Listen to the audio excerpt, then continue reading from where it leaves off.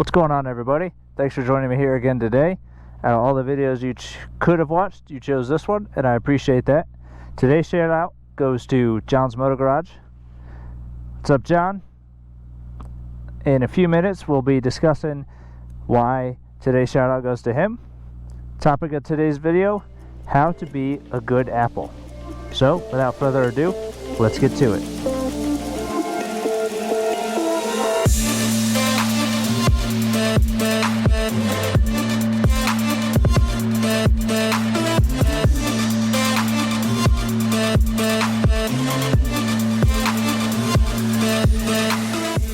So today's video is all about how to be a good Apple, and in that sense what I'm referring to is motorcycle etiquette, if you will.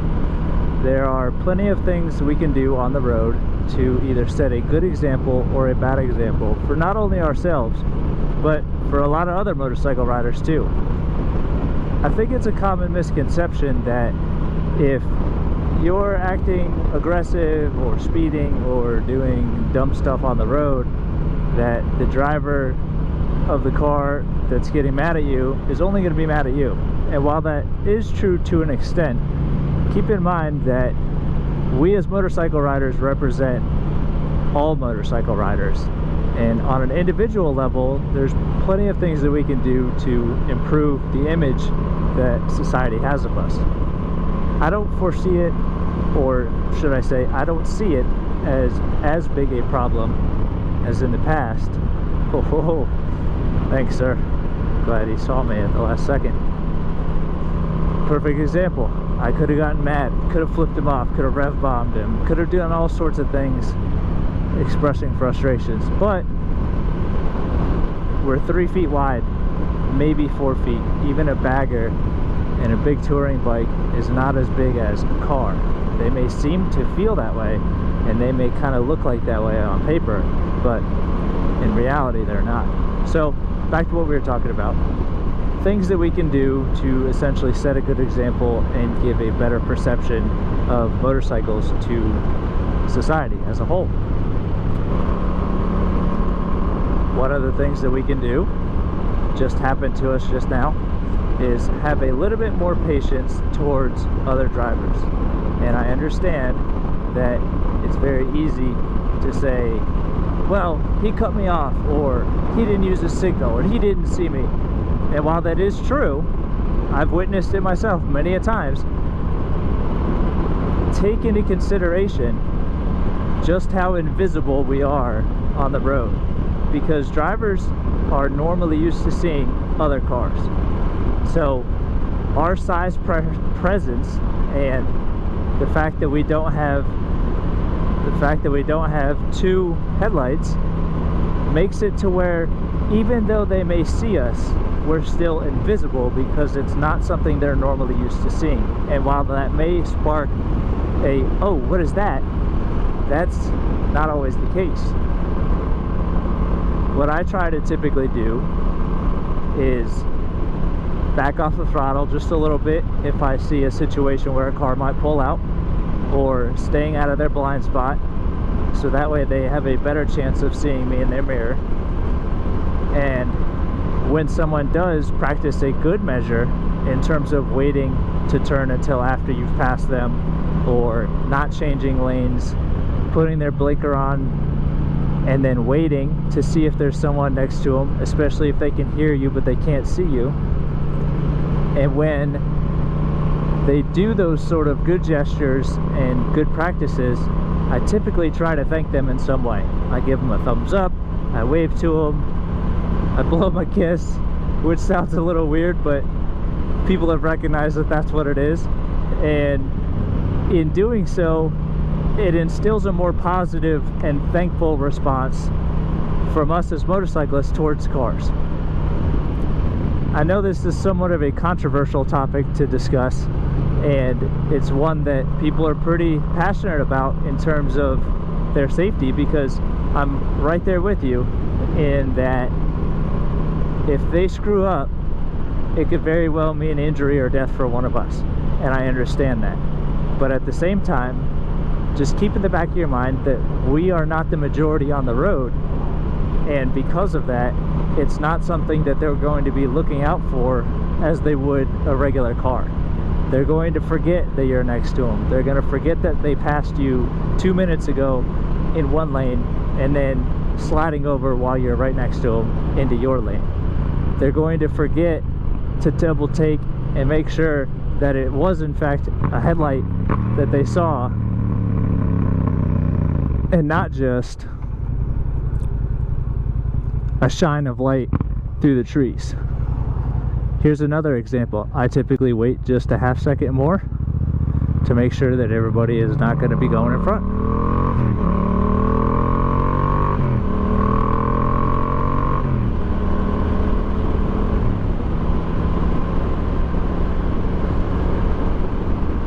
Which brings me on to the second point of patience. Take the extra step and the extra second at a stop sign, a street light, a turn, and look around you more to see if other people are paying attention to the signals, the intersections, and the turns, and more importantly, ensuring that they actually recognize and see you, because there's been plenty of times I've gone to pull off from a stop sign, and because there wasn't a car, physical car sitting where I was, a driver at that specific intersection we just went through has just rolled right through the stop sign and not even realized that I was sitting there. Same scenario. I could have gotten mad, I could have flipped them off, I could have revved my engine, I could have honked the horn and started yelling and screaming, but instead I simply wave. And it seems kind of counterintuitive to get your point across, but it's one of those situations where you essentially kill them with kindness. Instead of getting mad and yelling at them for what they did wrong, just acknowledge what they did wrong, because at that point they have a feeling of regret. Not all drivers will have that feeling. Some will still get angry with you. Some may flip you off as if you're in the wrong. At that point, just take a breath and remove yourself from the situation, because at the end of the day, that's a 2 to 20 second encounter in your 1, 2, 3, 4 hour ride. If you're going to let something like that define your entire ride, possibly ending it in a crash, a fight, something along those lines, then I don't believe you're in the right mindset to be riding to enjoy riding. Riding is about having fun. Riding is about enjoying the open air, getting out of the car that takes you away from the wind and the smells and the sunshine or the rain. Jess, I'm talking to you because you get rained on all the time and I feel so bad for you, but you still do it. Awesome. These are the things that we experience on bikes. It's the sheer enjoyment of getting out and having the freedom of being in nature, but at the same time still being connected to a mode of transportation that can get us from A to B or anywhere in between. See, perfect example. Just give them a little beep, give them a little wave, and move on. I saw the issue, they weren't seeing me. I made it an evasive maneuver, however lazy it may have been. Put myself out of harm's way, didn't get mad, didn't smash mirrors, didn't flip them off. A little beep of the horn, but that's just to let them know that I was right there. And then continued on with my day, because it's currently 75 degrees outside, sunshine, a little bit of clouds, an open road ahead of me. There's really no reason to interact with them any more than I had to. And the number one interaction I needed was to not be in the path of an accident. Another thing that we can do is obey speed limits. Speed limits exist for a reason. I think we're all smart enough to know that. And if we observe a safe speed limit, we don't weave in and out of traffic. Lane splitting is a little different where it's legal.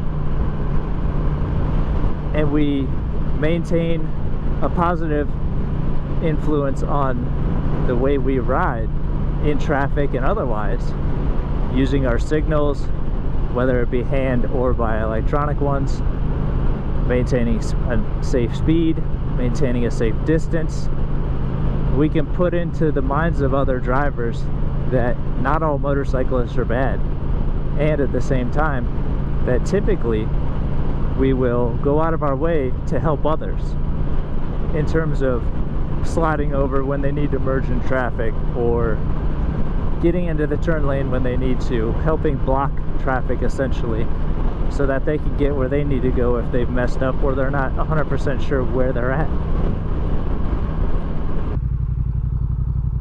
While we're at this light for a minute, I'll explain why I picked this topic today and picked John from John's Motor Garage to give a shout out to, in the sense of being a good apple and setting a good example.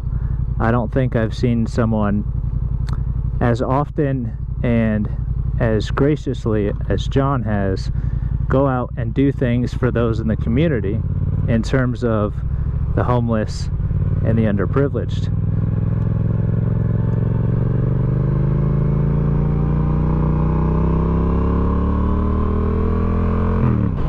I've been subscribed to John's channel for quite a while now, and one of the things I've noticed that he makes a video on every now and then is something I think is absolutely awesome.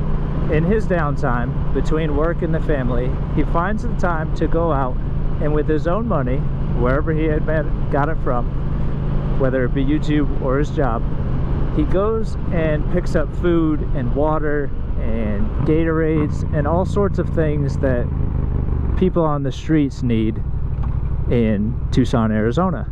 And to me, that's an absolutely awesome way to be a good apple, to show society that we're not these big bad bikers that, you know, hate everybody and society is our enemy.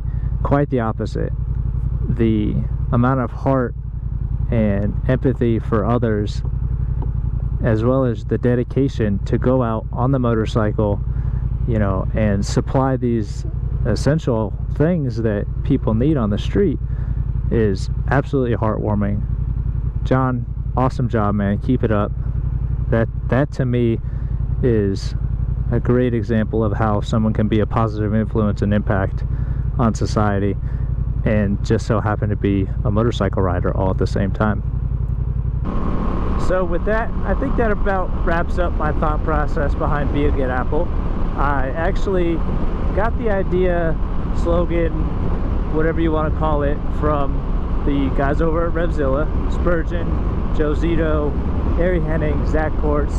They were all on the couch discussing how we can make a more positive impact with the motorcycle community versus society, and that was one of their ideas, is to be a good apple in the terms of riding safely, respecting others on the road, not being above other drivers and motorcycle riders, and essentially providing a positive influence and impact on others that can change the dynamic of the way people view motorcycle riders in general, whether it be dirt bikers, enduro riders, cross-country touring bikes, commuters, sport bikes, supermotos.